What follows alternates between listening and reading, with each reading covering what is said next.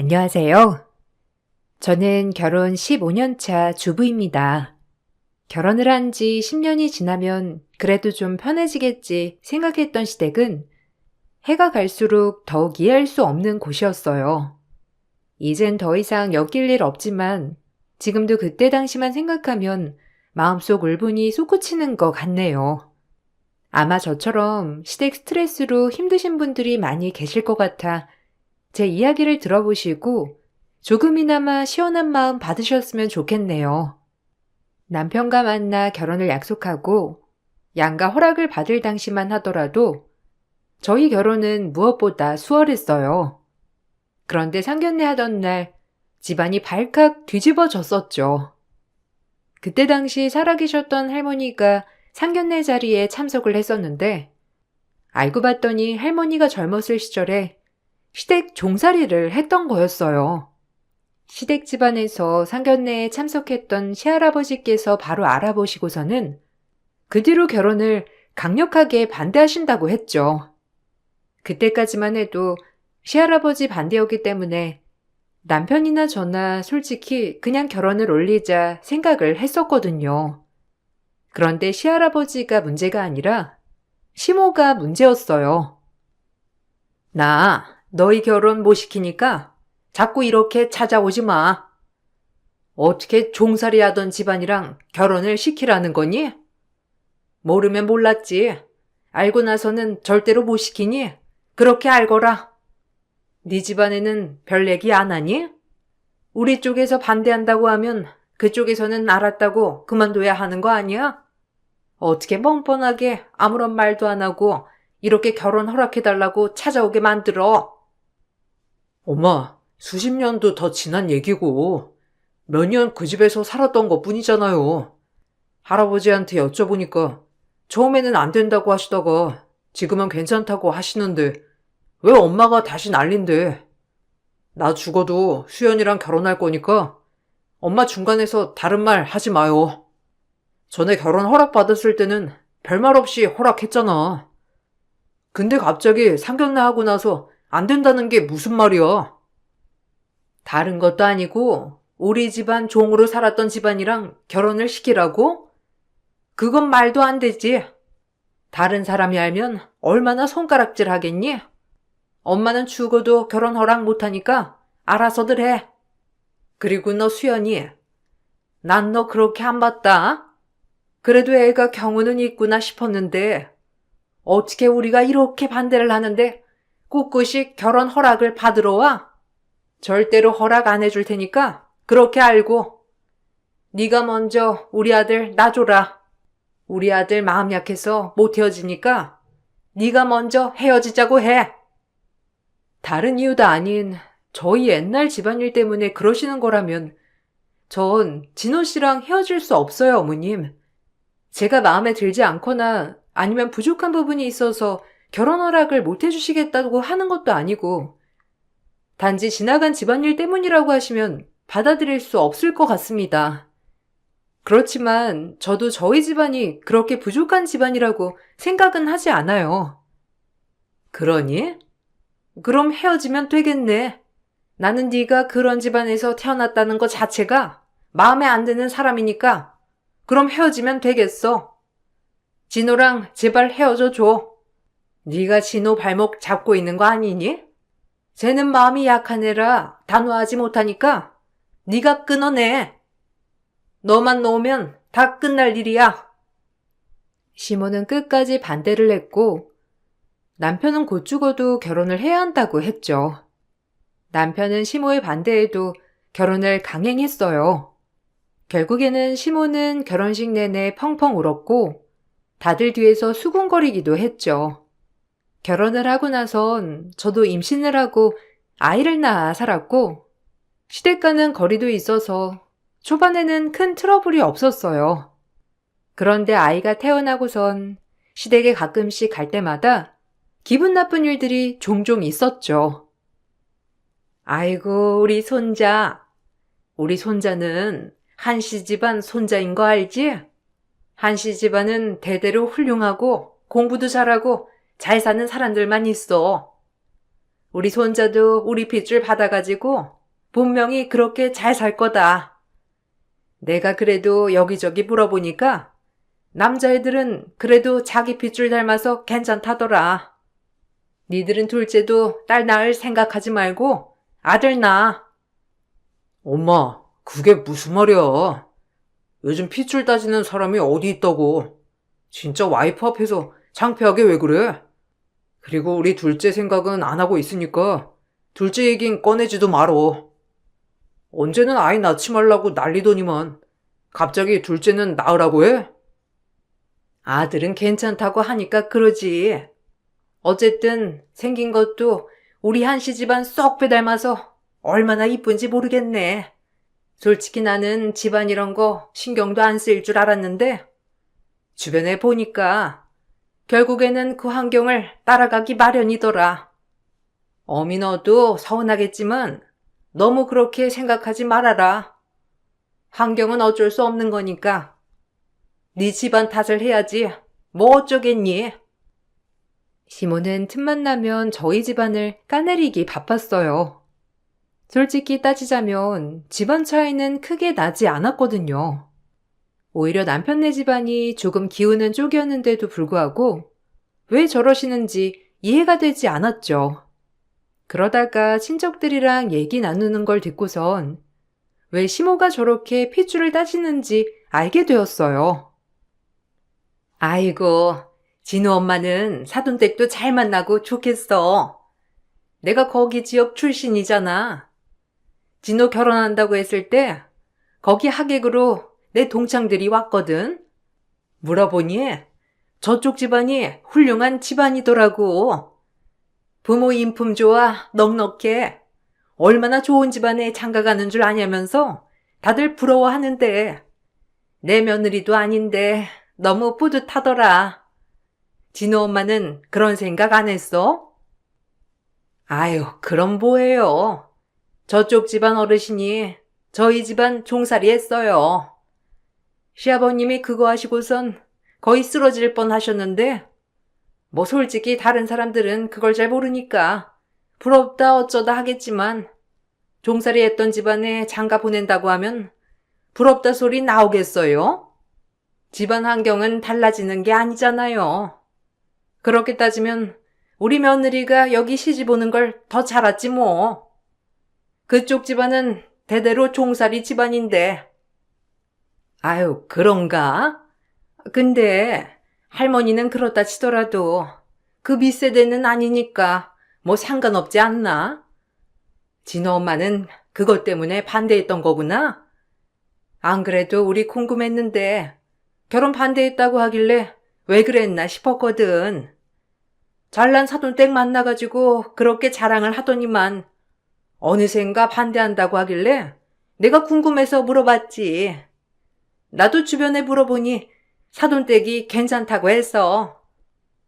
이제는 다 결혼을 했으니까 하는 소린데 솔직히 뭐 그렇게 잘난 집안이라고 할 수는 없죠 뭐. 그냥 지들 좋다고 하니까 결혼시킨 거지. 어디 가서 우리 진호 빠지는 외모도 아니고 저 정도면 능력도 좋고 더 좋은 며느리감 만날 수 있을 것 같은데 그런 생각에 반대를 했던 거죠 뭐. 실상 저쪽 집안도 부럽다 할 집안은 아니에요. 어디서 들으셨는진 모르겠지만. 우연히 듣게 된 친척과의 대화에서 시모는 저희 집에 종살이를 했던 집이라고 언급했었죠. 생각해보니 저와 결혼을 한다고 했을 때 처음에 누구보다 좋아했던 게 바로 시모였거든요. 그런데 갑자기 종살이를 했던 게 알려지면서 크게 반대를 했는데 지금 생각해보면 아마 남편 쪽 집안이 기운다 생각을 해서 자존심에 더 강하게 반대를 했던 것 같아요. 저희 집에선 처음에 결혼을 반겨하지 않으셨거든요. 그 사실을 알았던 시모는 하나가 걸리니 그걸 물고 늘어졌던 거죠.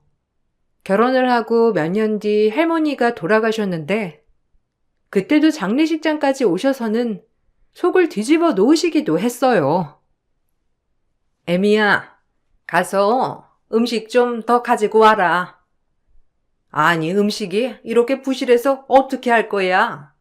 아유, 장례식장에 고생고생해서 왔더니만 대접이 뭐 이렇게 허술하니? 고기 좀 잔뜩 올려서 가지고 오지. 하여튼 이런 것도 집안 내력인가? 없는 살림에서 살아서 그런가? 대접하는 것도 영 허술하네. 네 할머니도 참 불쌍하시다. 내내 종살이 하시다가 자식들도 겨우겨우 키우시고 그런 거니? 어머님, 무슨 말씀을 그렇게... 할머니 그때 10년 일하신 거 가지고 언제까지 그렇게 말씀하실 거예요? 저희 집 잘 풀렸고 잘 살고 있어요. 어머님, 음식도 제가 몇 번이나 가져다 드렸잖아요. 그러지 마시고 남편 잠깐 집에 갔다 와야 할 것 같다고 하니까 같이 가셔서 시댁으로 가셔요. 제가 나중에 장례 마치고 연락 드릴 테니까 여기 계속 안 계셔도 되세요. 사돈어른이 돌아가셨는데 있어야지. 내가 어딜 가니? 그래도 이런 거 내가 하나하나 말을 해줘야 다른 사람들한테는 실수 안 할 거 아니야. 솔직히 나니까 이런 소리 해주는 거지. 남들은 이런 소리 해주겠어? 내가 다 해봐서 아는 거야. 니네 집안에서는 이런 거 제대로 해본 사람이 있겠니? 그렇다고 누가 말해줄 사람도 없을 텐데 나라도 와서 이런 거 말해줘야 바뀌는 거지. 장례식장에서 마치 본인이 상주인 양 이것저것 제시하는 시모를 보며 정말 화가 치밀어 오르더라고요. 남편이 겨우 데리고 나갔지만 전 그때 상처가 아직도 낫지 않았어요. 시모가 무시를 해서 그런지 시동생들은 저에게 버릇도 없었어요. 남편과 나이 차이가 조금 났던 시동생들은 저희가 결혼을 했을 당시 20대 초반이었는데 시모와 합세해서 시집살이가 장난 아니었죠. 시댁에가 잠시 앉으려고 하면 쉬지 않고 다음 일을 건네주더라고요. 형수님, 다 하셨어요? 아, 그러면 저기 창고방 청소해야 하는데 오늘 좀 부탁드려요. 어제 엄마가 한다고 하셨는데 엄마가 하기에는 좀 힘들어서 형수님 힘도 세시고 정리도 잘 하시잖아요. 오신 김에 창고방 청소도 해주세요. 그리고 저녁에 제 친구들도 좀 올 건데 초대해도 되죠? 형수님 요리 이것저것 다 하시니까 하시는 김에 양 좀 늘려서 해주세요. 갑자기요? 몇 분이나 오시는데요? 저희 식구들만 먹을 거라고 생각해서 재료도 맞춰서 사오긴 했는데 부족할 수도 있을 것 같아요. 어머님이 저번에 음식 넉넉하게 하고 남기고 가니까 너무 싫어하셔가지고 재료를 사오던지 아니면 뭘 주문해서 시켜 먹던지 하는 게 나을 것 같아요. 창고 청소까지 하면 시간이 모자랄 것 같은데요. 아니면 도련님이 좀 도와주세요. 에이, 제가 그걸 어떻게 해요? 형수님은 주부니까 잘 하시잖아요. 쉬엄쉬엄 하시면 되지. 청소하는데 뭐 1시간 넘게 걸리는 것도 아니고 그냥 대충 정리하면 되는 건데 고작 장도 못 봐요? 형수님, 너무 우리 집에서 쉬려고만 하시는 거 아니에요? 며느리면 며느리답게 집에 와서 일을 해야지. 저는 나중에 장가 가면 제 와이프가 와서 살뜰하게 엄마 챙기고 하는 게 좋은데. 도련님, 저 지금 앉았어요. 아까까지 주방 정리하다가 왔고요. 아침 먹고 나서 간식 먹고 점심까지 차리고 이제 막 앉았는데 쉴 시간은 좀 있어야죠. 일단은 장 본 걸로 음식은 만들게요. 미리 말을 해줬으면 재료라도 넉넉하게 사왔을 건데 미리 말을 안 하신 거니 부족하면 부족한 대로 먹어야 할 것 같아요. 와, 형수님 너무 냉정하신 거 아니에요? 우리 엄마는 그래도 이렇게 말하면 다 해주시는데 형수님도 그래야지. 어쨌든 오늘은 힘드시다고 하니까 대충 만들어 주세요. 제 친구들 입 깐깐하거든요. 맛없으면 바로 뱉는 스타일이라서 음식 좀 신경 쓰셔야 할 거예요. 저녁 식사하는 시간에 맞춰서 올 테니까 바로 먹을 수 있게 준비해 주세요. 저를 마치 가사도우미처럼 생각을 하는 시동생들을 보면서 너무 어처구니가 없었죠. 특히나 시댁 식구들이 다 모여서 밥을 먹는 날이면 전 내내 앉아있지도 못하고 밥상을 챙겨야 했어요. 앉으려고만 하면 계속 뭘 자꾸 시키는 바람에 심부름을 해야만 했었죠. 결국 남편이 화가 나서 소리를 친 적도 있었어요. 그런데 남편을 제외하고는 아무도 문제가 될 게 없다 생각하더라고요. 지금 도대체 뭐 하는 짓들이야? 다들 손이 없어, 발이 없어? 니들은 형수님 지금까지 밥 한 수저 못 드는 거 안 보이냐? 눈이 없어? 어떻게 물부터 수저까지 하나하나 다 챙겨줘야 돼? 일부러 그러는 거냐? 어떻게 그렇게 버릇없이 함부로 이것저것 시키는 거야? 안 그래도 아까부터 거슬렸는데 왜 자꾸 니들이 안 하고 네 형수한테 해달라고 하는 건데? 아유, 왜 그러니? 애들이 그럴 수도 있는 거지. 그리고 네 와이프가 가까이 앉아 있으니까 해달라고 하는 건데 뭐가 잘못이야? 너는 네 와이프 안 시키니? 꼴랑 뭐 몇 개 가져다 준 거 가지고 왜 이렇게 큰 소리를 치는 거야? 에미야, 네가 큰애한테 뭐라고 하는 거야? 너 집에 갈 때 이렇다 저렇다 한 소리 하는 거지? 우리가 뭘 얼마나 시킨다고 뒤에서 네 남편을 조종해? 뭘 날 조종을 해? 눈이 있으면 지금 상황을 봐봐. 지금 애 엄마 앉아서 밥 한 수저라도 뜬 거 봤어? 다들 이게 이상하다고 생각을 안 하는 거야? 난 진짜 이해를 하질 못하겠네. 지금까지 내가 아무 말도 안 하니까 다들 이게 자연스럽다고 생각해? 어떻게 다들 그래? 사람이 밥을 먹을 때는 좀 편하게 먹게 해줘야지. 이거 달라 저거 달라 멀쩡한 사지 있는 애들이 왜 자꾸 시켜대냐고. 아이고, 에미야, 너 참 대단하다. 어떻게 남편을 이렇게 조종을 하니? 됐다. 너 앉아서 먹고 내가 심부름 하마. 나이 먹고 늙은 엄마가 움직여야 아들도 마음이 편한가 보구나. 내가 다 늙어가지고 며느리 한번 일 시켜보지도 못하고 며느리 수발이나 들어야 하다니. 에미야, 뭐하니? 네 남편 이렇게 난린데 앉아서 편하게 밥이나 먹어라. 내가 네 수발 들 테니.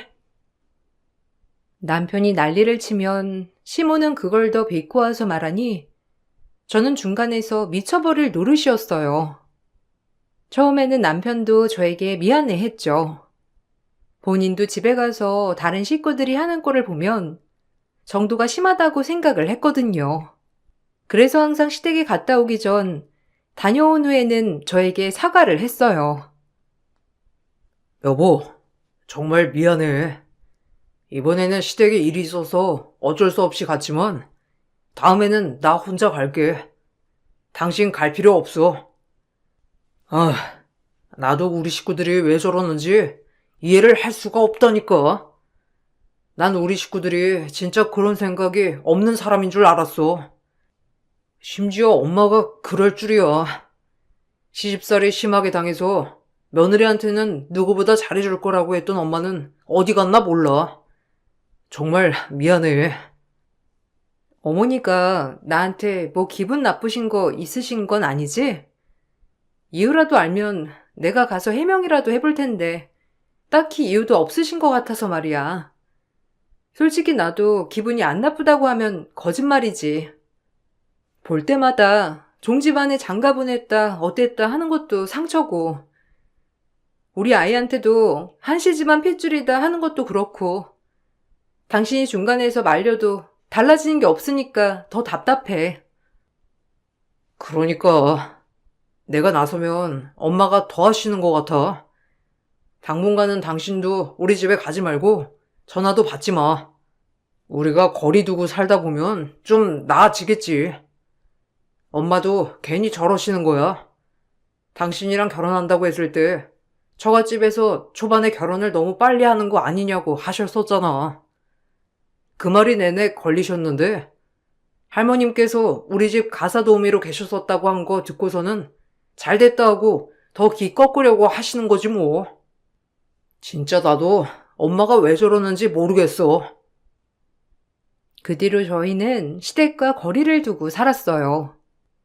그래도 완전히 끊지는 못하고 명절이나 중요한 날에만 만나기 시작했죠. 아이가 좀 크고 나니 시댁에서는 우리가 안 가면 아이만이라도 보내라고 아우성이셨어요. 방학에 잠깐 아이가 며칠 보내고 온 적이 있었는데 뜬금없이 아이가 종이 뭐냐며 저에게 물어보더라고요. 알고 보니 아이가 엄마는 요리도 잘하고 집안일도 잘한다고 시모에게 말하니 시모가 종핏줄 어디 안 간다고 했다는 거였어요. 전 너무 화가 나서 시모에게 바로 전화를 했죠. 어머님, 혹시 저희 아이한테 종핏줄이라고 하면서 말하신 적 있으세요? 아이가 오더니만 종이 뭐냐면서 엄마가 종핏줄이냐고 하는데 정말 저희 아이한테 그런 소리를 하신 거예요? 어머님, 아무리 그래도 그런 소리 하시면 안 되죠. 저희 친정집에서 어떻게 해주냐 다 물어보셨다면서요. 어머님 그렇게 말씀을 하시는 건 아이한테도 상처예요. 내가 사실대로 말한 건데 뭐가 상처가 된다고. 내가 틀린 말 한 것도 아니지 않니? 그래서 그거 따지려고 전화했어? 코빼기도 안 보이더니만 고작 그런 말 했다고 이렇게 전화해서는 따지는 거냐고. 너야말로 너무한 거 아니니? 애한테 제대로 알려줘야 맞는 거지. 그럼 종핏줄을 종핏줄이라고 하지 뭐라고 해? 아무리 그러셔도 그런 말은 솔직히 좋은 말로 하시는 거 아니잖아요. 지금이야 아이가 뭘 몰라서 그런다고 하지만 나중에 그 뜻 알면요? 아이는 아이 아빠 핏줄만 있는 것도 아닌데 그런 식으로 말하시면 아이한테 당연히 상처가 되죠. 그리고 저희 친정엄마도 욕하셨다면서요. 부잣집 할머니인 척하면서 이것도 안 사주고 저것도 안 사주냐면서요. 그래, 내가 그거 한번 물어본 게 그렇게 억울했니? 막말로 니네 집 그렇게 잘 산다면서. 그러면 손주한테 뭐라도 해줄 수 있는 건데 아무것도 안 해주잖니? 결혼할 때는 그렇게 잘난 척을 하더니만 왜 자식들한테는 그 정도도 못 해주는 건데? 나는 그게 너무 웃겨. 말만 잘난 척하고 베푸는 것도 없으면서 어떻게 그렇게 뻔뻔하게 동네방네 잘 산다고 소문내고 다니니? 다들 나만 보면 아들 장가 잘 보냈다 어땠다 하는데 내가 그거 듣고 얼마나 자존심 상하고 기가 막히는지. 너야말로 네 집안 단속 똑바로 해. 시모는 다른 지인들로부터 저희 집안에 아들 장가를 잘 보냈다는 얘기를 들었는지 그게 너무나 기분이 나빴다고 하더라고요. 주변에서 하도 칭찬만 하니까 시모는 그게 배가 아팠던 것 같았어요. 처음에는 그냥 원래 시모 자체가 그런 사람이구나 생각을 했었는데 동서들이 들어오고 나서 그게 아니란 걸 알았어요. 시모는 저와 동서들을 철저하게 차별하고 있었죠. 어느 날은 시댁에 일이 있어서 갔더니 동서들은 아무도 안 왔더라고요. 동서들은 아무도 안 왔어요? 안 그래도 전화를 해봤는데 다들 바쁜지 통화도 안 되고 어머님이 급하시다고 해서 연차 쓰고 왔어요. 오늘 할 일 많다면서요. 남편은 급한 일 처리만 하고 온다고 하던데 도련님들이랑 동서들은 언제 와요? 같이 와서 빨리빨리 처리하면 좋을 것 같은데. 걔네들이 올 필요가 뭐 있니? 네가 맏며느리인데 네가 와서 다 하면 되지. 그리고 아들한테 오지 말라고 해라. 굳이 여기까지 고생스럽게 와서 고생할 필요가 뭐가 있어? 너랑 나랑 후딱 해치우면 되는 거지. 네 시아버지가 허리 다쳐가지고 돼지 축사를 청소를 하나도 못했어. 가서 저기 좀 쓸고 청소해야 할 것 같으니까 옷부터 얼른 갈아입어. 네? 저랑 어머님 둘이서만 청소하려고요? 어머님, 그러면 몸살 나요. 부지도 넓은데 저랑 어머님 둘이서 오늘 내로도 다 못하고요. 안 되면 도련님이나 남편 왔을 때 같이 시작해요. 그래도 여러 명 있으면 금방 하잖아요. 너랑 나 2명이면 충분하지. 뭐 다른 사람 또 부를 필요가 뭐가 있니? 그냥 네가 가서 조금씩 하고 있어. 일단 나 다른 곳에 볼 일 있어가지고 갔다 와야 하니까 얼른 하고 있어. 금방 끝나. 너 오늘밖에 시간 안 된다고 했지? 오늘 마무리하려면 이렇게 있을 시간 없어. 가서 옷부터 갈아입거라. 아들한테는 내가 오지 말라고 전화할 테니까. 급하다고 해서 내려가 보면 시모는 축사일을 도와야 한다고 할 때가 많았죠. 그럴 땐 동서들을 아무도 부르지 않더라고요. 저 혼자서 축사 청소며 먹이 주는 일도 다 해야 했어요. 심할 때는 온다던 남편에게도 오지 말라고 전화를 하거나 도련님들도 부르지 않으시기도 했죠. 남편이 도착할 때쯤 시모도 같이 와서 일하는 척 하다가 끝이 날 때가 많았어요. 이런 일들이 많아지면서 시모는 날 차별하는구나 느끼게 되었고 시댁 식구들의 무시는 해가 갈수록 더 심해졌어요. 한 번은 시댁 모임으로 만나게 되었는데 그때 다들 작정했는지 저에게 서운하다며 말을 하더라고요.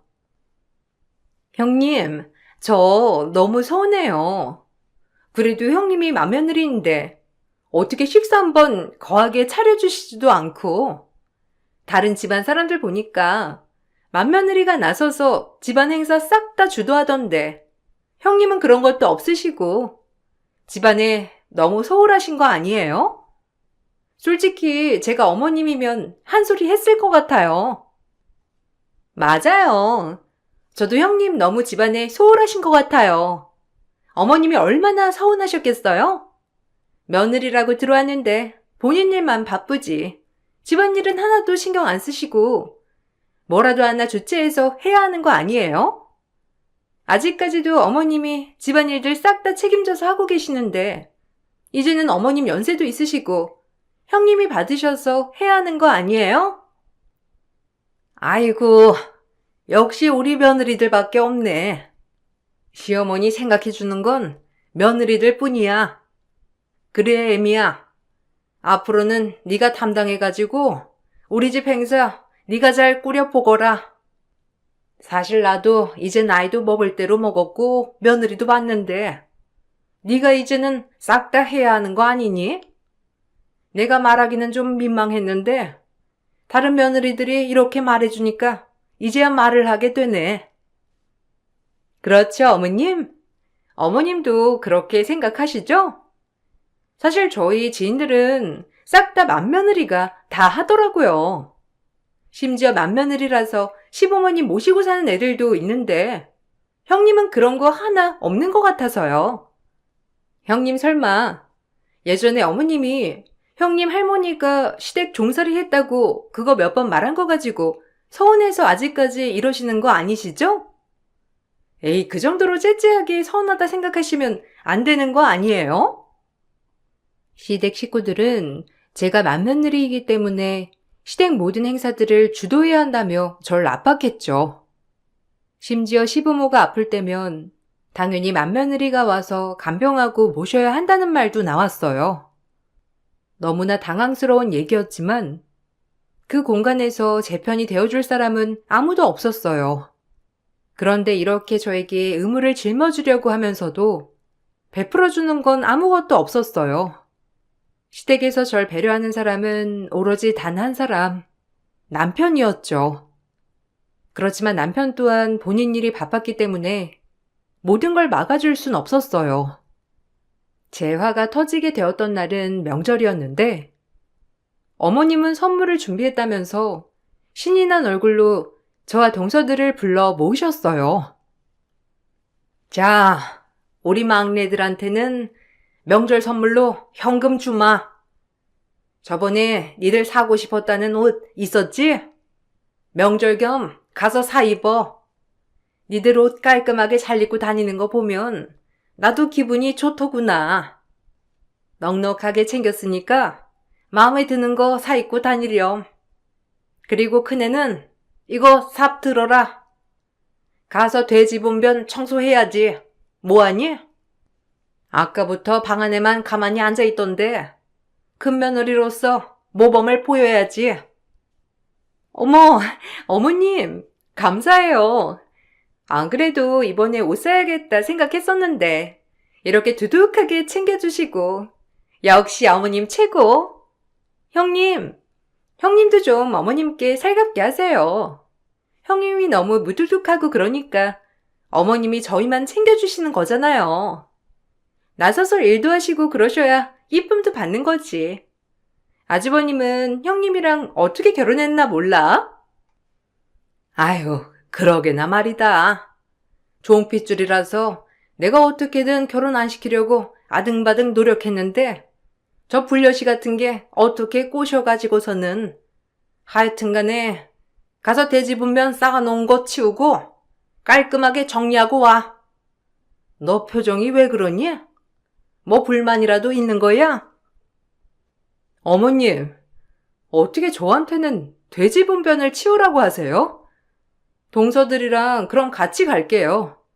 같이 가서 씌울 테니까 삽 어디 있어요? 저 진짜 서운하네요. 안 그래도 어머님 저 싫어하시는 건 알지만 동서들이랑 이렇게 차별하시는 건 좀 너무하신 것 같아요. 내가 무슨 차별?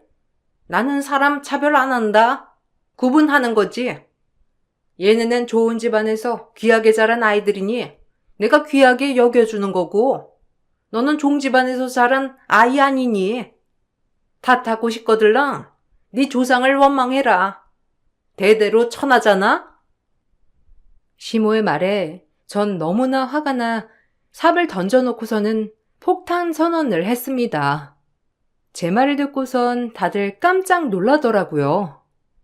사실 시모는 저에게 못되게 굴었지만 시부는 저를 굉장히 아껴주셨어요. 워낙 시모의 등살에 시댁에서 길을 못 펴던 시부는 단 하나 돼지 목장을 유산을 받아 시모에게 기죽지 않았었죠. 그러던 시부가 지인의 사기에 휘말려 돼지 목장을 날리게 생겼었는데 시모에게는 말도 못하고 고민만 하시던 걸 큰아들인 남편에게 털어놓으셨더라고요. 남편도 딱히 방도가 없어 걱정만 하다가 제가 알게 된 후 저희 집에서 시부 돼지 목장을 인수하게 되었죠. 시모는 그 사실을 전혀 모르고 있었어요. 이제부터 저 돼지 목장 제가 가지고 가겠습니다. 어머님이 그렇게 무시를 하시니 천한 집안 명의 돼지 목장은 저희가 가지고 가야 할 수밖에 없겠네요. 아, 그러고 보니까 저기에 달려있던 채무들도 저희 집에서 해결을 해주셨는데 그때 썼던 차용증이 어디 있을 것 같네요. 아마 그 차용증도 천한 집안에서 빌려간 돈이라는 뜻이니 어머님이 바로 갚아주실 수 있으시겠죠? 뭐? 아니, 그게 무슨 소리야? 저 목장이 왜 너네 집 거라는 거야? 저 목장 우리 아버님 이름으로 되어 있던 건데 무슨 너네 집에서 저걸 인수해? 난 모르는 일이야. 확인하기 전까진 네 말을 어떻게 믿어? 그럼 확인시켜드리면 되겠네요. 아, 도련님들도 저기 목장에서 일하시면서 월급 받으셨죠? 그거 다 저희 아버지 통장에서 나오는 건데 모르셨나 봐요. 아버님이 간곡하게 비밀로 해달라고 하셔서 여태껏 말도 못 해드렸는데 이제는 밝힐 때가 됐네요. 선한 집안 통장에서 나오는 돈이니까 이것도 받으시기 싫으실 것 같은데 뭐 어떻게 퇴사시켜 드려요? 저의 말에 경악을 금치 못하고 벌벌 떨며 쓰러지는 시댁 식구들을 뒤로하고 전 집으로 돌아왔어요. 처음엔 시모는 아예 그걸 받아들이지 못하고 거짓말이라면서 난리를 쳤다더라고요. 나중에 서류를 확인해 보니 정말 돼지 목장이 저희 아빠 이름으로 되어 있었고 그때서야 모든 걸 알게 되셨죠. 당장 월급부터 막막했던 시동생과 동서들은 바로 미안하다며 연락이 오더라고요. 시모도 그제야 저에게 미안하다며 사과를 하고 싶다고 하셨죠.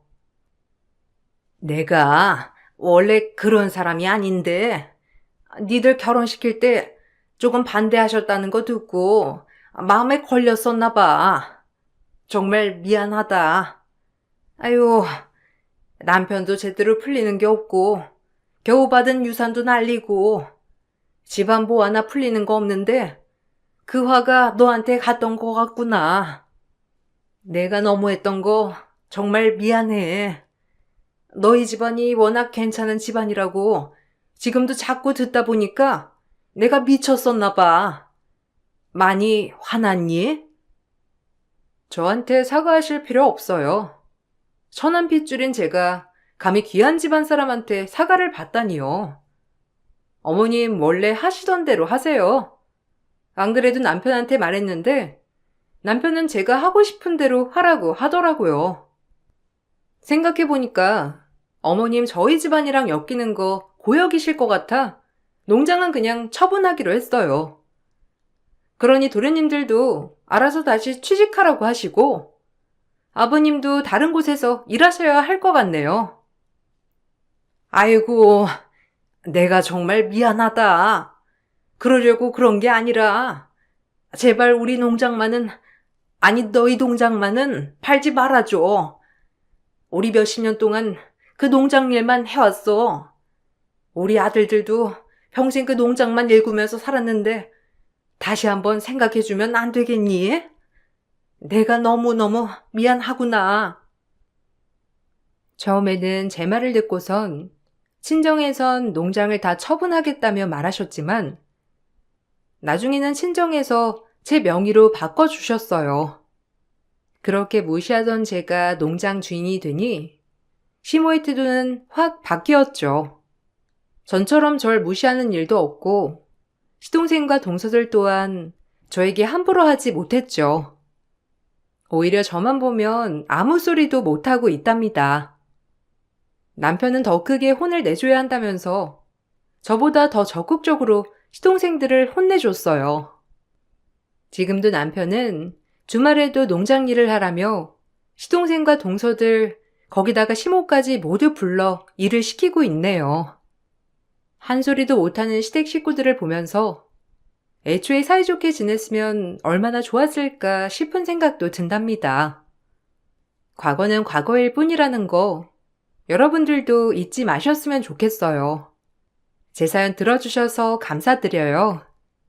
힘든 시기가 지나가면 그건 과거가 될 뿐이라는 사실 잊지 마시고 모두들 힘든 일 잘 이겨내고 버티시길 바랄게요. 안녕하세요. 속담 중에 여자 팔자는 뒤움박 팔자라는 말이 있는데 사실 저는 그 속담이 전혀 말도 안 된다고 생각을 했었거든요. 이번에 있었던 일 때문에 정말 팔자는 알 수 없는 거구나 뼈저리게 느끼고 있답니다. 이곳에 올라오는 사연들을 보면서 제 사연도 여러분들에게 들려드리고 싶어서 이렇게 보내게 되었어요. 제 얘기를 한번 들어보시겠어요? 저의 결혼 생활은 딱 10년이었습니다. 결혼할 당시 친정은 가난한 집이었고 시댁은 점포를 운영하면서 생활을 하는 평범한 집안이었어요. 사실 결혼할 당시에는 어느 정도 차이가 나는 집안 환경 때문에 걱정이 많았어요. 그런데 시댁에서는 의외로 반대 없이 저를 받아주셨죠. 그때까지만 해도 전 좋은 시댁을 만났구나 생각을 했지만 결혼을 하고 보니 시모는 그걸 빌미로 자신은 좋은 시어머니, 좋은 시댁이라는 걸 항상 강조했습니다. 예, 상은아, 너는 얼마나 좋은 시댁을 만났는지 아니? 솔직히 너희 집 가난해서 하루 벌어 하루 먹고 사는데 그런 친정이랑 사돈 맺는 게 어디 쉽니? 우리나 되니까 너희 집이랑 사돈 맺는 거지. 얼마나 좋은 시댁이야? 희철이 정도면 훨씬 좋은 처갓집 만나서 결혼 생활할 수 있었던 건데 우리는 돈이 많은 집보다는 만만한 집안이 좋으니까 허락한 거야. 알지? 너네 집이 잘난 집안이었으면 이래저래 간섭하는 것도 많을 테고 우리 아들 스트레스 받는 것도 많을 텐데 뭐 그러지 않을 테니까 그것만으로도 괜찮다 생각한 거지. 그래, 엄마가 항상 말하던 게 그거잖아. 잘난 집안이랑 사돈 맺으면 피곤하다고. 그냥 이러니 저러니 해도 만만한 집안이 최고라고 했잖아. 딱 상은이네 집이 그런 집이니까 허락한 거지?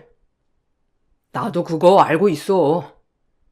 상은이도 알고 있으니까 우리 집에 잘하는 거잖아. 얼마나 편해.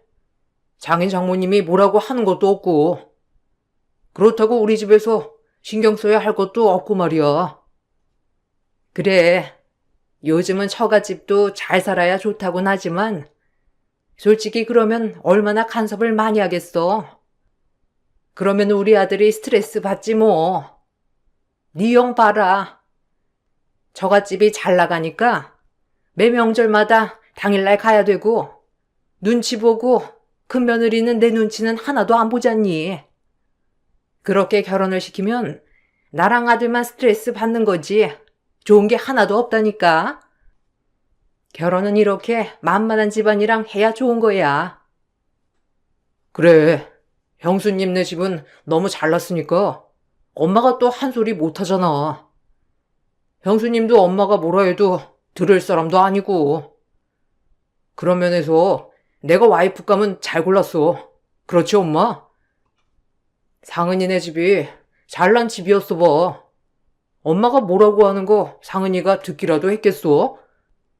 그나마 상은이네 집이 부족한 게 있으니까 엄마가 하는 말도 잘 듣고 그러는 거지. 여보, 당신도 시댁 좋은 곳 만났다는 것만 알아둬.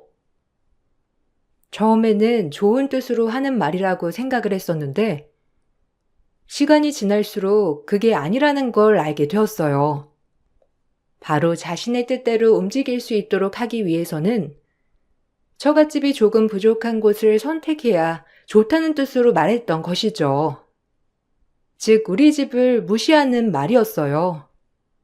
시모는 정말 시도 때도 없이 그런 말을 하기도 하고 주변 사람들과 대화를 하면서도 자신은 작은 며느리네 집은 만만해서 좋다는 말을 서슴없이 했어요. 그럴 때마다 주변 사람들은 그런 말은 상처가 될 수 있다고 해도 시모는 작은 며느리는 괜찮다면서 대수롭지 않게 생각을 하셨죠. 그때는 친정집이 가난하다는 것도 사실이었기 때문에 마음은 아팠지만 어떻게 말을 해야 할지 몰랐어요.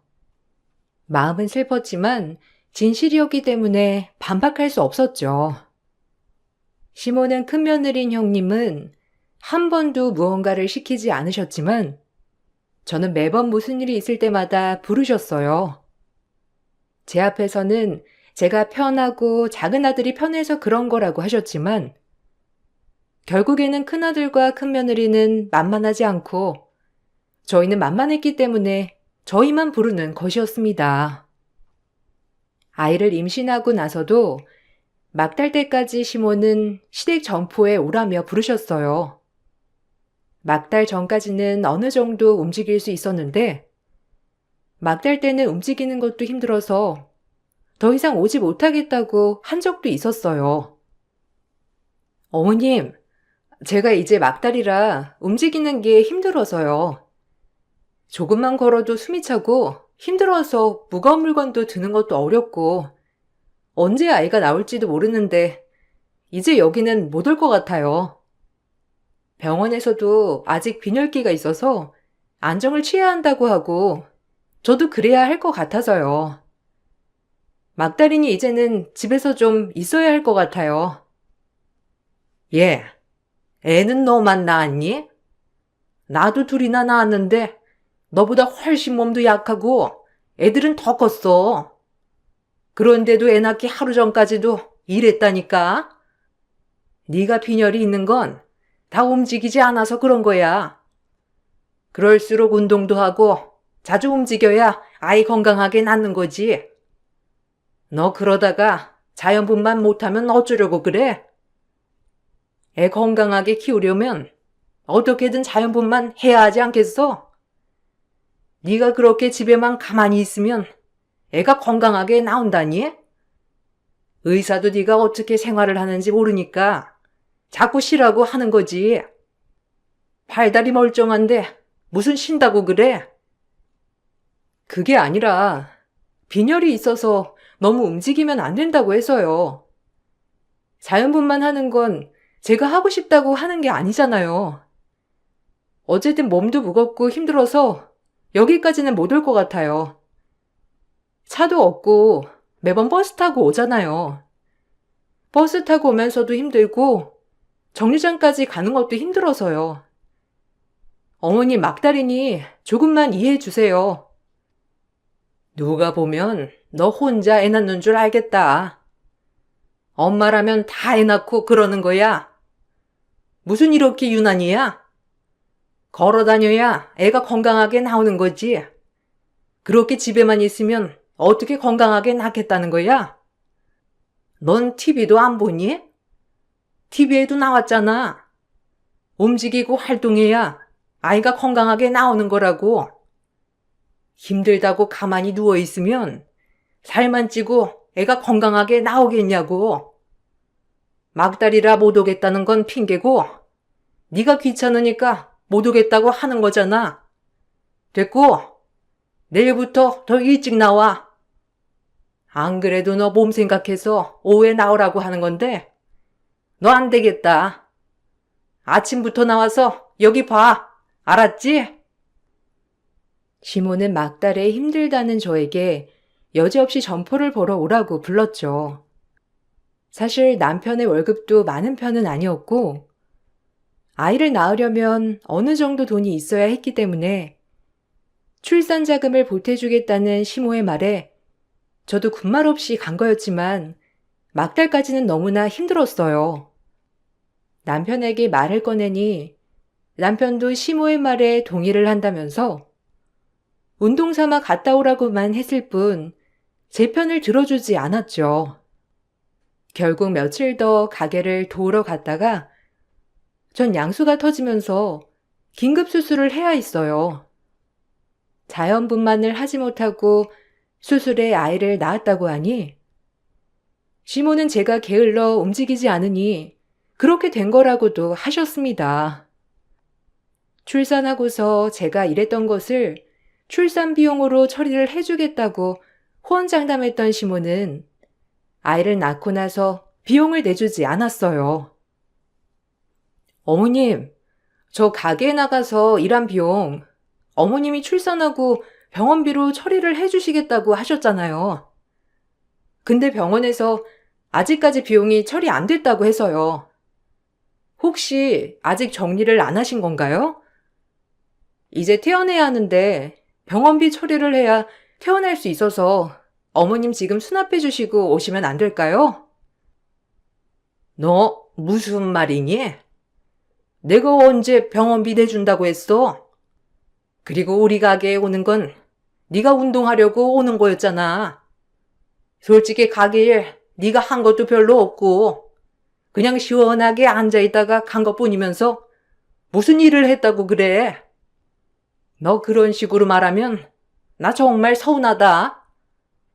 나는 너 건강하라고 운동하면서 겸사겸사 오라고 한 거였는데 와서는 밥도 얻어먹고 내가 싸주는 반찬도 가져갔잖아. 그걸로 끝난 거 아니야? 네? 무슨 말씀을 하시는 거예요? 어머님께서 가게 나오는 대신에 그 비용 나중에 병원비로 내주겠다고 하셨잖아요. 남는 게 있으면 산후조리 할 때 쓰게 주겠다고도 하셨고요. 제가 수술해서 비용이 예상보다 많이 나온 건 있겠지만 그래도 10달 동안 꾸준히 어머님 가게 나가서 일했는데 이 정도는 처리해 주실 수 있는 거 아니세요? 어머머, 이봐. 너 가족끼리 이러는 거 계산적으로 나오는 거니? 그렇게 따지면 너희가 가져간 반찬 재료값이나 내 수고비는 어쩔 건데? 나도 한번 그렇게 하나하나 다 따져볼까? 아니, 안 그래도 자연분만해서 건강하게 아이 낳을 수 있는 걸 네가 제대로 몸 관리를 안 해가지고 수술한 거잖아. 그것만으로도 나 너무 서운한데 어떻게 지금 돈을 내달라고 당당하게 얘기하는 거야? 너 진짜 웃긴 애구나. 시모에게 그간 일한 비용으로 병원비를 내달라고 해도 시모는 그런 말을 한 적이 없다면서 시치미를 떼셨어요. 결국 친정에서 병원 비용을 모두 처리를 해 주셨죠. 그때 일이 있은 후로 사실 시모가 저희 집에 오지 않을 것이라 생각을 했는데 그건 제 착각이었습니다. 병원에서 퇴원한 이후 시모는 하루도 빠짐없이 집으로 찾아왔어요. 매일매일 집으로 와서 가만히 아이만 보고 있었고 점심부터 저녁까지 제가 차려주는 밥상을 먹고서는 집으로 돌아가셨습니다. 아이가 태어나고 한 달이 지날 무렵부터는 시모는 아이는 자기가 보고 있을 테니 점포 가서 일을 하고 오라고 하셨어요. 예, 너 가만히 앉아있지 말고 옷 입고 얼른 가게 좀 나가봐. 유축 간 거 있지? 어차피 아이 이제 분유랑 섞여서 먹인다며. 그러면 여기 그렇게 앉아있을 시간이 어디 있니? 가서 일해야지. 가게 가서 물품 좀 정리하고 청소도 싹 해놓고. 아르바이트생 한 명 뽑았는데 영 일을 시원치 않게 하네. 걔가 어제 정리해둔 거 있을 텐데 네가 다시 정리해놔. 네? 어머님, 저 아직 출산한 지 한 달밖에 안 됐어요. 그리고 아이 수유도 해야 하는데 어떻게 가게 일을 보러 가요? 저 못 가요, 어머님. 안 그래도 어머님께 말씀드리려고 했는데 이제 집에 이렇게 자주 안 오셔도 돼요. 어차피 친정엄마도 가끔 오시고 도우미도 오시는데 어머님까지 오실 필요는 없을 것 같아요. 어머님 가게도 있으신데 거기 가서 가게 보셔야죠. 괜찮아. 손주 태어났는데 어떻게 일을 하니? 내가 애 보고 있을 테니까 너 없어도 괜찮으니 갔다 와. 아침에 나오면 너 챙겨서 갔다가 아들 퇴근하기 전에 가게 정리하고 오면 되겠네. 어차피 너 직접 수유도 안 할 거잖아. 그래서 분유 먹이고 있는 거 아니니? 그러면 엄마가 무슨 필요야? 저녁에 잠깐 보면 되는 거니까 가서 가게 좀 정리하고 그래라. 어머님, 무슨 소리를 하시는 거예요? 저 지금 산후조리 중인데 어딜 가서 일을 하라는 말씀이세요? 저 그렇게 못해요. 저녁에는 저 혼자 아이 보느라 팔목도 아프고 잠도 저 2시간 이상 푹 자본 적도 없어요. 근데 이 상태로 어떻게 일을 하라고 하시는 거예요? 어머님, 그리고 그렇게 일하면 저 월급이라도 챙겨주실 거예요? 월급은 무슨? 내가 네 아이 봐준다고 하잖아. 그러면 쌤쌤 하는 거 아니니? 너 아이 보느라고 피곤하다며? 그러면 아이 안 보고 내가 봐줄 테니까 가서 가게 보라고. 가게에서 낮잠을 자든 뭐라든 하면 될 거 아니야. 얘는 내가 너 생각해서 하는 말인데 어떻게 그렇게 알아듣니? 가서 아이 없이 푹 쉬라고 배려를 해줘도 그렇게 말하냐?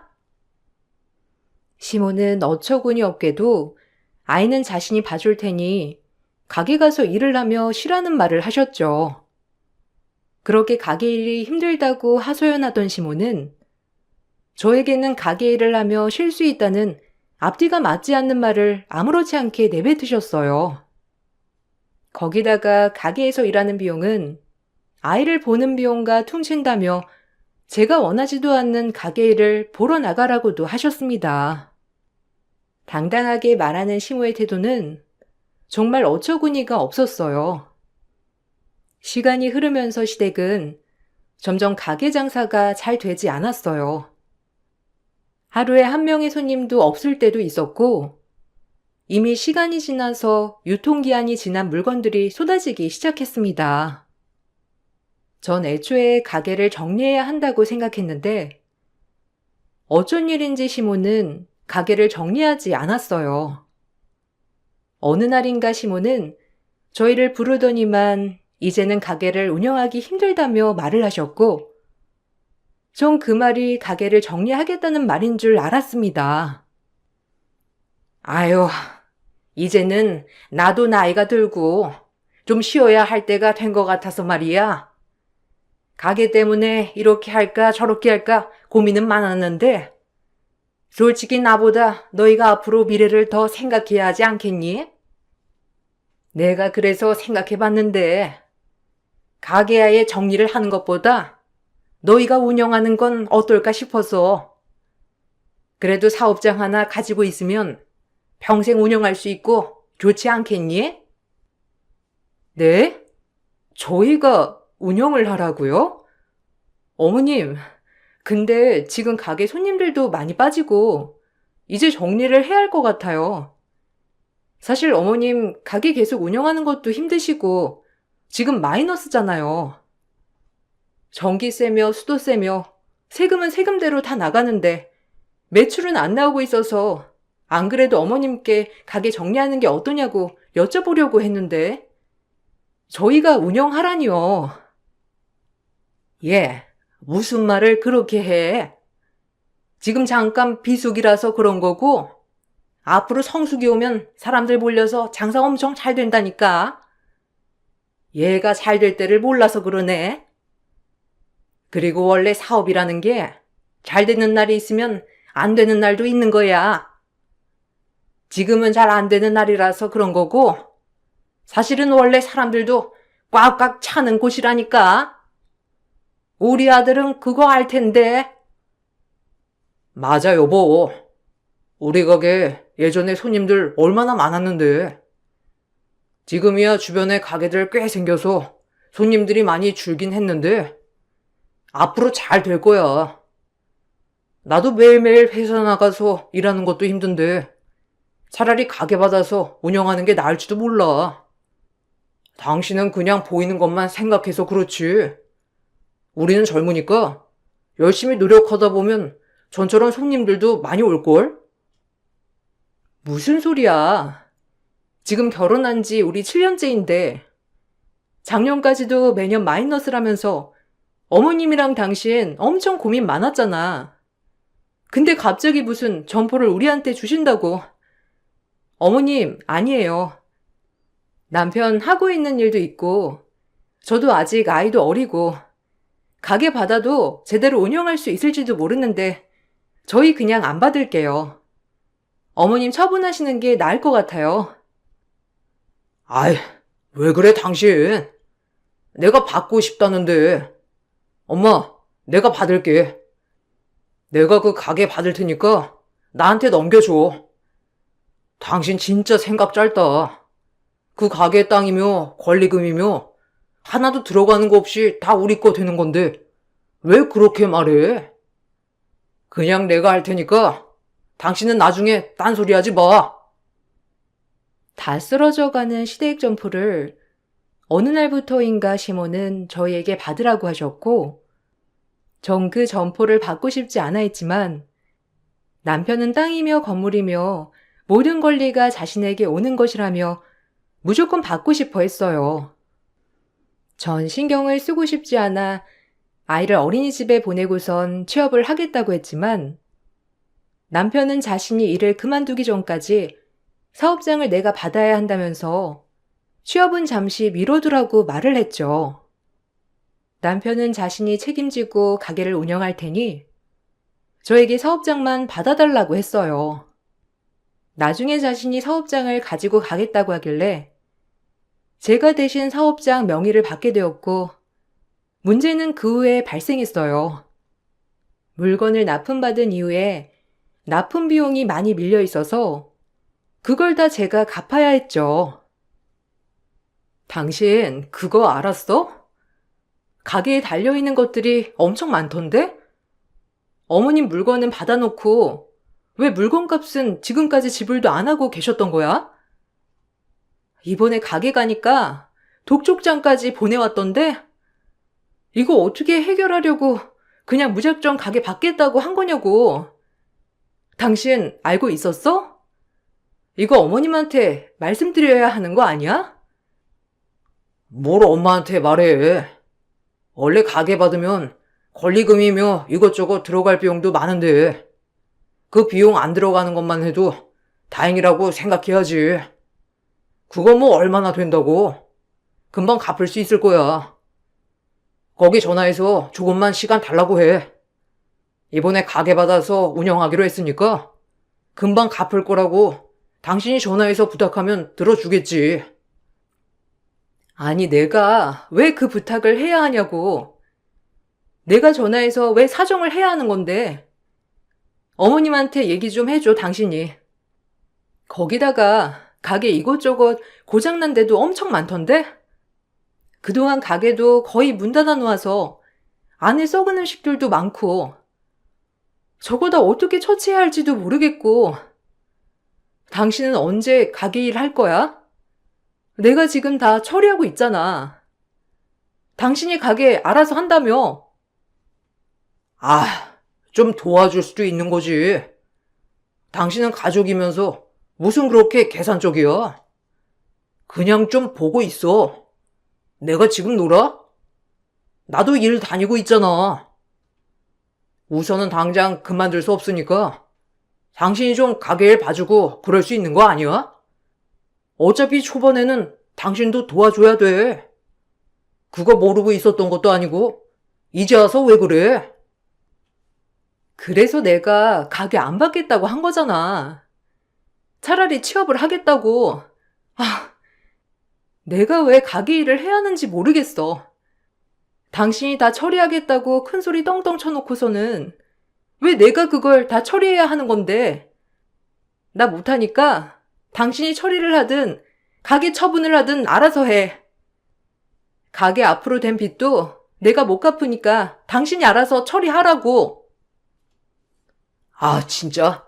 왜 그래? 조금만 고생하면 그 가게 다 우리 재산 되는 건데 당신 진짜 이럴 거야? 아이도 어린데 어딜 가서 취업을 한다고 그래? 주변에 아이 엄마들 있으면 한번 물어봐. 애 맡기면서 일하는 게 어디 쉬운가? 이것도 다 당신 위해서 선택한 건데 당신 그런 식으로 받아들이면 어떡해? 조금만 고생해줘. 내가 일 금방 정리하고 그만두면 가게 일 내가 볼 테니까. 알았지? 막상 가게 일을 정리하다 보니 생각보다 가게에 달린 빚들이 많았고 가게 내부에도 수리가 필요한 곳이 한두 군데가 아니었어요. 그럼에도 남편은 큰소리 떵떵 치는 모습은 어디 가고 가게 일은 모두 저에게 맡겨놓기만 했습니다. 그런 남편은 자기가 일을 그만두기 전까지만 맡아서 해달라고 말을 했고 그 말을 믿고 당분간만 가게를 봐주자는 생각으로 전 그렇게 가게 일을 시작하게 됐어요. 처음에는 한두 달만 해보자는 생각을 하게 됐는데 그 후로도 남편은 가게 일에 관심을 두지 않자 제가 결국 책임지고 가게를 운영하게 되었습니다. 가게를 떠안고 나서 저는 누구보다 열심히 일을 했어요. 고장난 곳도 셀프로 고쳐가면서 비용을 아꼈고 내부 인테리어도 셀프로 하면서 조금씩 바꿨습니다. 주변에 홍보도 하고 이벤트도 많이 열어두니 입소문을 듣고 찾아오는 사람들이 점점 많아졌어요. 점점 상황이 좋아지자 그제야 시댁에서는 자기들이 점포를 줘서 잘 나가는 거라면서 공짜로 점포를 줬으니 이제부터 매달 돈을 달라고 했어요. 그것 봐라. 가게 가지고 가니까 잘 되지? 그거 다 내가 잘 운영해서 사람들이 찾아오는 거야. 잠깐 비수기라서 잘 안 됐던 거지? 원래는 그렇게 잘 되는 곳이라니까. 이렇게 된 거 안 되겠다. 이제는 값을 치러야지. 너희 이제 돈 어느 정도 벌지 않니? 이제부터 매달 우리한테 돈 줘야 되겠다. 안 그래도 너희한테 가게 주면서도 고민을 많이 했는데 솔직히 그거 처분해서 내 노후 자금으로 쓰려고 했던 거였거든. 이제는 너희가 내 노후를 책임져야 될 것 같은데, 안 그러니?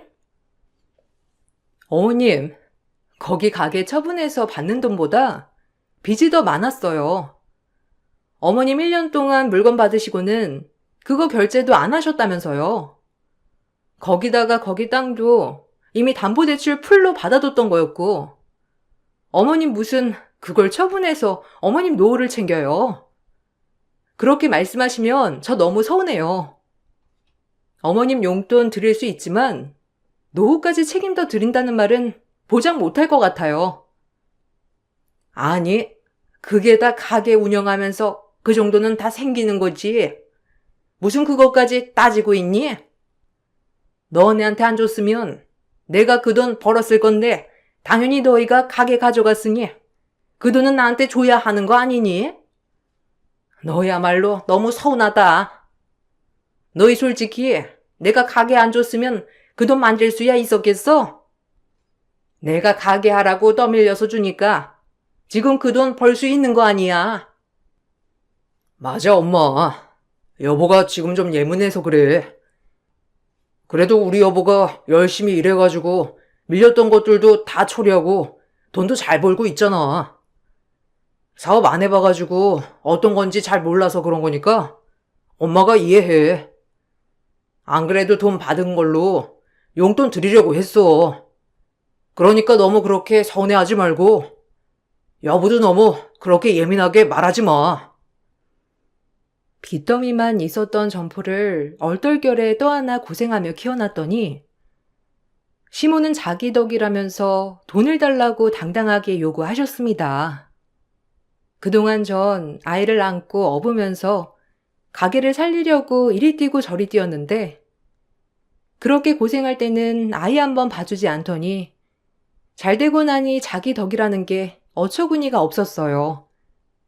그래도 가게를 주면서 상황이 많이 풀렸기 때문에 미운하고나 시모의 덕이 있긴 있겠다 싶어 그 후로부터는 시모에게 용돈 명목으로 생활비를 보내드리곤 했죠.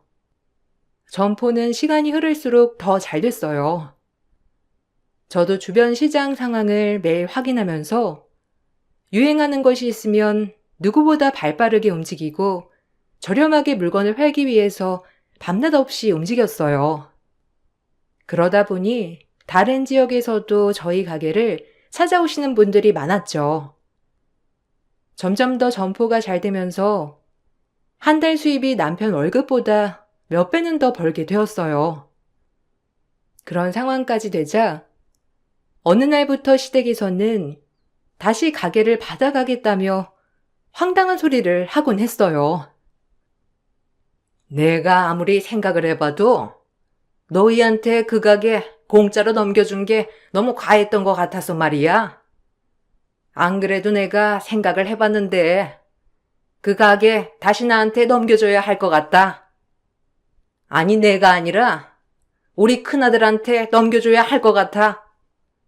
생각해보니까 원래 재산은 큰아들부터 주는 거 아니겠니? 내가 큰아들네는 알아서 잘 사니까 그냥 넘어갔었는데 그건 도리에도 안 맞는 것 같고. 네? 어머님, 무슨 소리세요? 그 가게 이제 제 가게예요. 제가 운영한 지 벌써 2년이 다 돼가는데 무슨 어머님한테 다시 드리라는 거예요? 어머님이 남기신 빚 다 처리하느라고 지금껏 고생만 하고 이제야 돈 벌고 있는데 무슨 넘겨줘요. 그리고 어머님이 공짜로 주신 거 아니시잖아요. 다 쓰러져 가서 경매에 넘어가기 직전 가게를 제가 살려놓았는데 무슨 소리를 하시냐고요.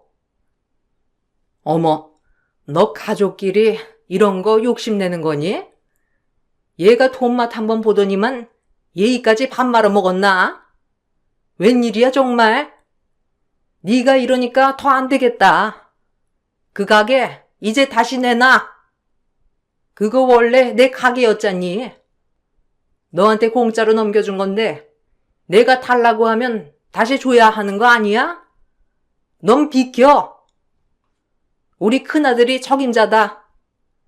다시 가지고 갈 테니까 욕심 부리지 말고 당장 두고 나가라고. 아, 엄마, 왜 그래?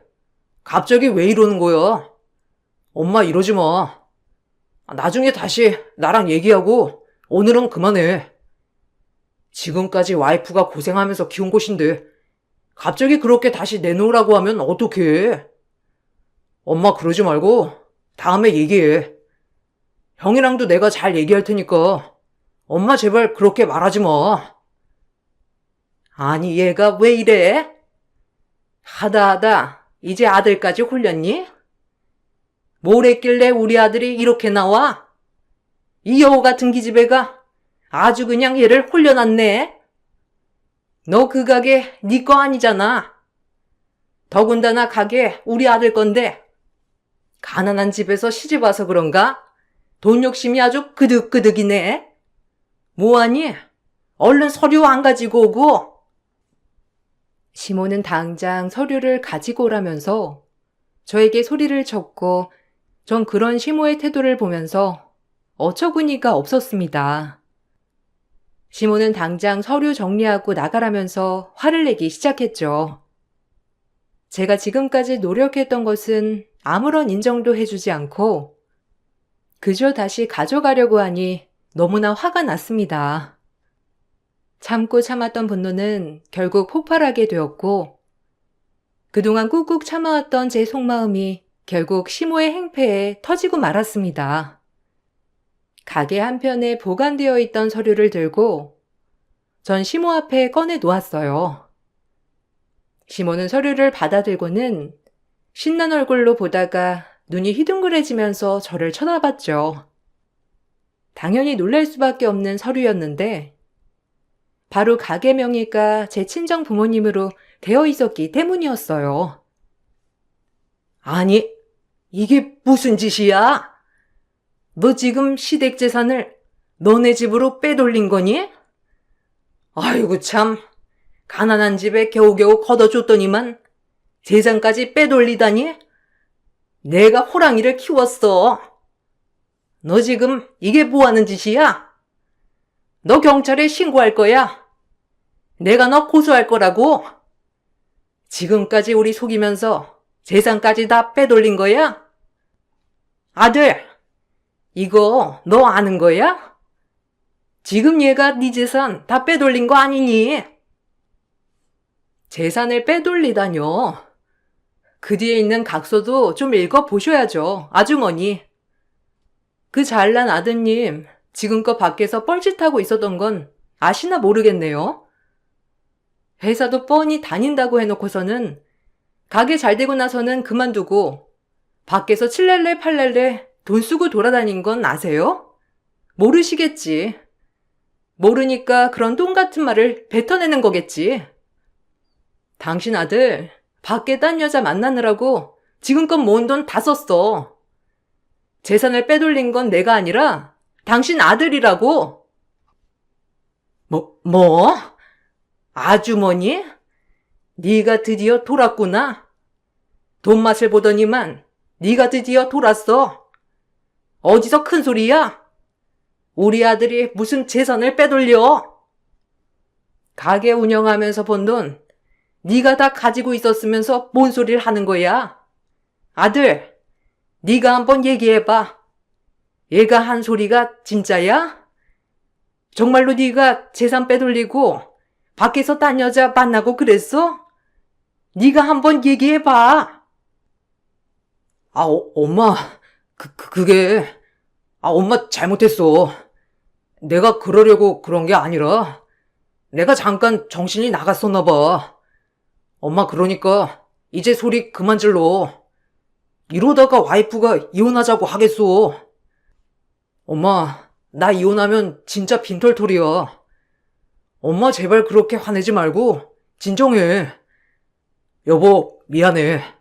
내가 다 잘못했으니까 이제 그만 얘기하고 조금만 진정해서 다음에 얘기하자. 진정? 지금 내가 진정하게 생겼니? 네 엄마가 나한테 하는 꼴을 봐. 내가 진정하게 생겼냐고. 거지 같은 가게 내가 다 살려놨더니만 돈 달라고 발광하고 거기다가 이제 와서 다시 가게 내놓으라고? 지금 내가 미치지 않게 생겼어?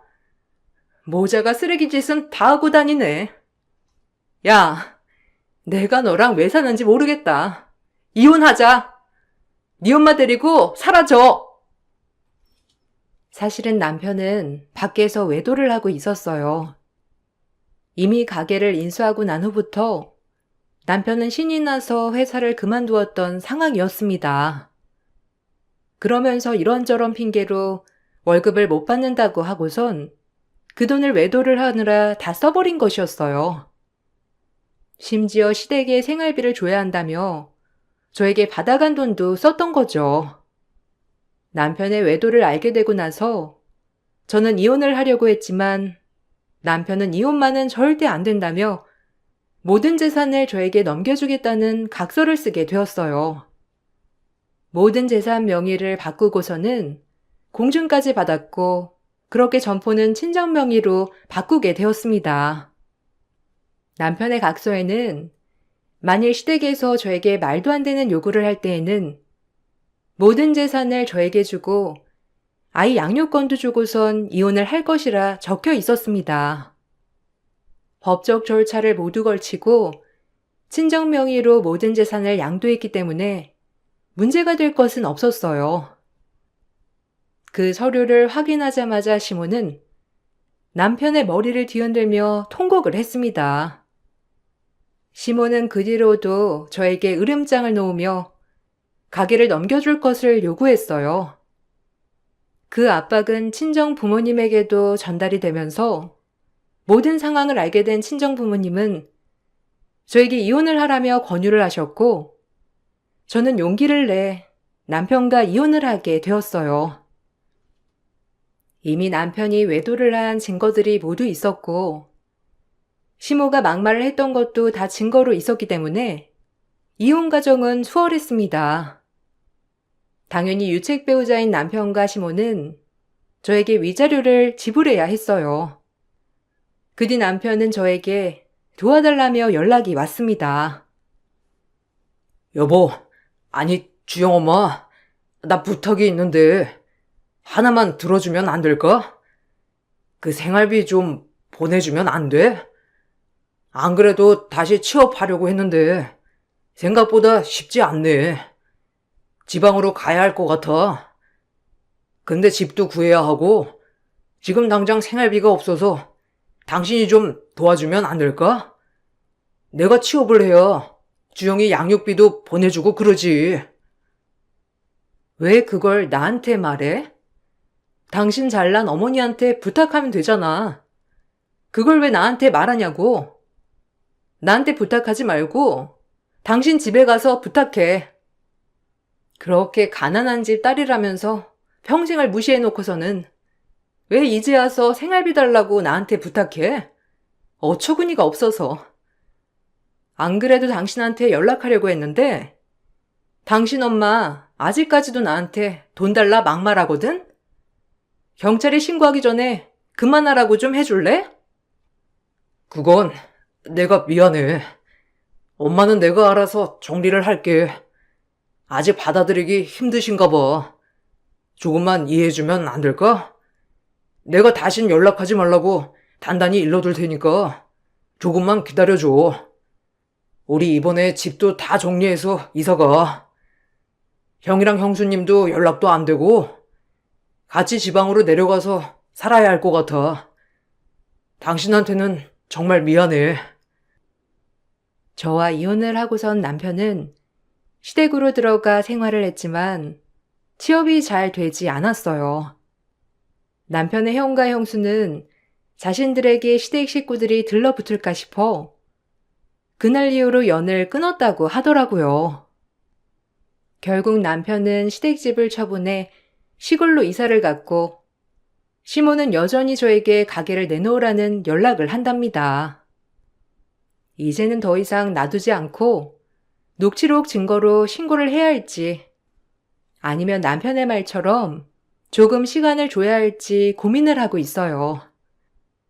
그렇게 저와 저희 집안을 무시했던 시댁 식구들이 뿔뿔이 흩어지고 힘들어하는 모습을 보니 한편으론 사람 인생은 한 치 앞도 알 수 없구나 생각이 드네요. 지금은 저도 아이를 키우면서 가게 운영을 하느라 바쁜 나날을 보내고 있답니다. 열심히 일한 보람을 금전적인 보상으로 받고 있어요. 제 긴 사연을 들어주셔서 감사드립니다. 여러분들도 항상 행복하게 지내시길 바랄게요.